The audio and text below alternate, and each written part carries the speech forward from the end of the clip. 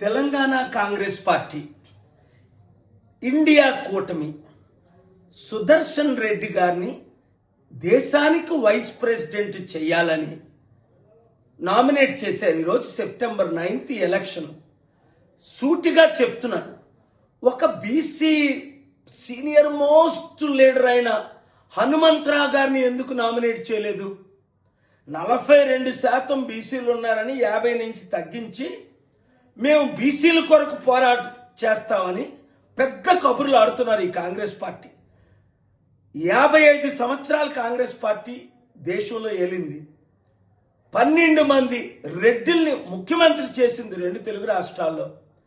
ఏ ఒక్కరోజైనా బీసీల పట్ల న్యాయం చేసిందా? లేదు. అదే ఒక హనుమంతరావు గారు లాంటి క్యాండిడేట్ని పెట్టమని నేను రికమెండ్ చేశాను, ప్రపోజ్ చేశాను. వాళ్ళ ఎంపీలు ఉంటుండగా మాట్లాడాను, చేయలేదు. చేసుంటే మోదీ మెడలు వంచి 788 ఎంపీలతో బెట్టింగ్ యాప్ లోక్సభలో రాజ్యసభలో బిల్లు పెట్టి పాస్ చేయించానా లేదా? అంటే బహుజన్లారా, బీసీ ఎస్సీ ఎస్టీ క్రిస్టియన్ ముస్లిం ఆలోచించండి.